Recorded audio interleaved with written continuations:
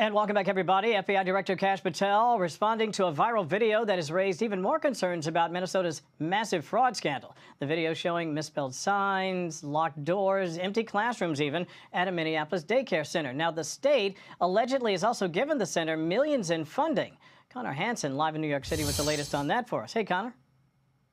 Hi, Kevin. Well, for years now, there have been allegations of widespread fraud and investigations in Minnesota, but now there's even more scrutiny following a new video that's gone viral coming from an independent journalist visiting daycare centers in the state that are receiving millions, apparently, in tax dollars with no signs of children there. Take a look.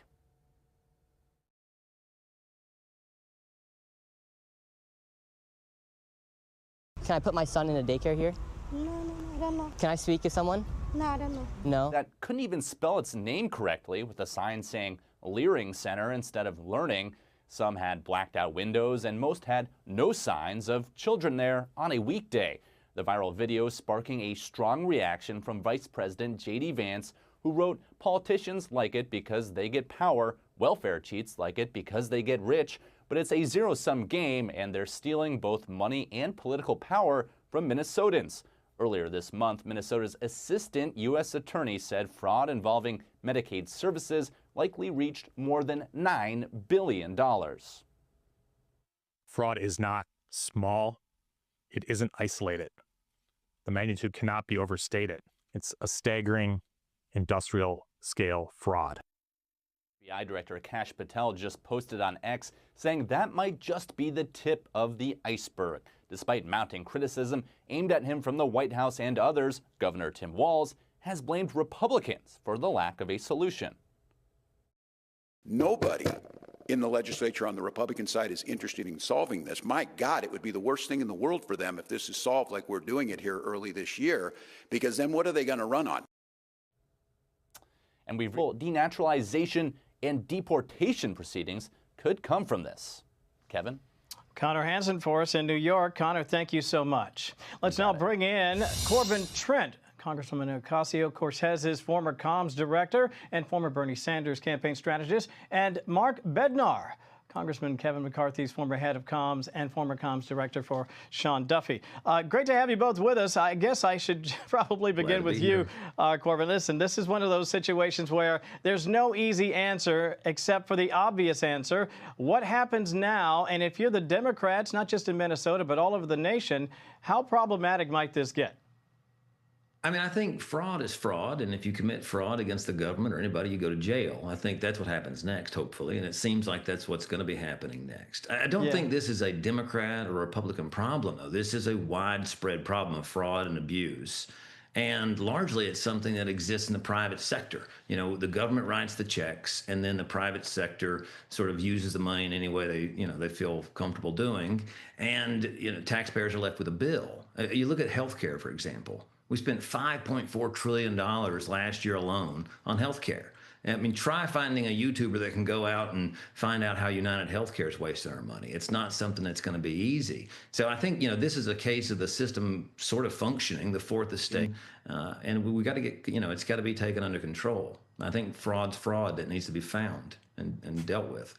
I think fraud is actually the right answer. However, Mark, I think there is still a political angle here, and the reason I suggest that is because Tim Walz, the governor of the state of Minnesota, has a responsibility to safeguard the resources of his fellow Minnesotans, to say nothing of the fact that the federal money was also involved in this circumstance, and it seems to be that they were also sort of sending money off to, I saw a bunch of donations for ActBlue. I mean, who knows if there is a bigger nexus here. Your thoughts on that? Yeah, Kevin, the indictment across an array of entities here. First of all, the media for not even remotely pretending to care about this being an issue. Secondly, Governor Walz with his stewardship of the state. But thirdly, and I think most importantly, and with the furthest extension into the future, this really is an indictment against Kamala Harris's political judgment. Vetting somebody for the vice presidency, that's a big job. You need to be really thorough. So did they actually vet Tim Walz's stewardship of the state of Minnesota? What did they find? Or did they not care at all? Should she run for president again? She's going to have to explain to voters, donors, the media about her judgment and why she's incapable of, choosing someone who's not overseeing something as horrible as what's going on right here, right now. Corbin, I give you credit. But I mean, this is something though where, from my understanding, Tim Walz tried to stop payments to a lot of these facilities, and then they were sued by the facilities. They went to court, and the court compelled them to pay them. I mean, we're making this into a political football, like we do every single thing that's happening. And the problem is that this is a system-wide problem. It doesn't matter if it's the Democrats, Republicans, it's corporations, it's private entities that are coming out there that are taking money out of our pockets. Given that this is primarily happening in one community in particular at a fairly large scale, that obviously bears investigating. But I think the broader question becomes, at what point does the buck stop with the governor of the state of Minnesota? And that's what I would ask you, Mark, and then Corbin, you can wrap us up.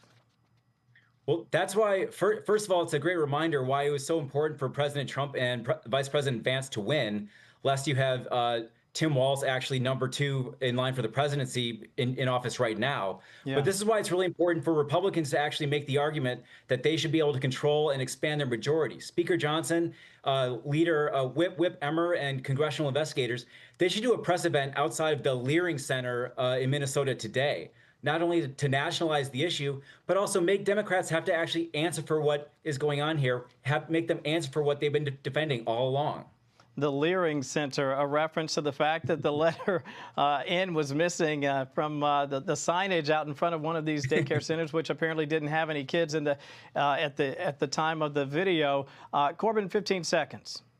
I will agree with the FBI director on this. This is the tip of the iceberg. Last year alone, Nancy Pelosi's stock portfolio went up by more than doubled his net worth. There is absolutely corruption that goes down to the core of our government, that goes down to the core of our private industries, and we need to root it out. But what we need are representatives in our government, in our state governments, in our federal government that are willing to do the hard work to piss the people off to get it done.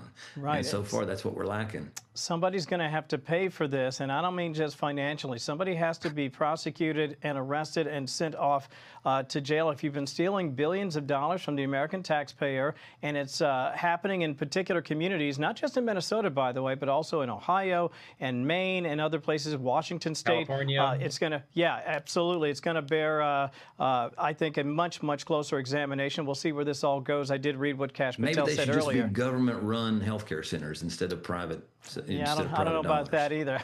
Corbin and Mark, thank you both for your time today. I appreciate that. Hey, it's Will Kane. Click here to subscribe to the Fox News channel on YouTube. It's the best way to get our latest interviews. Just the like video and follow the subscribe.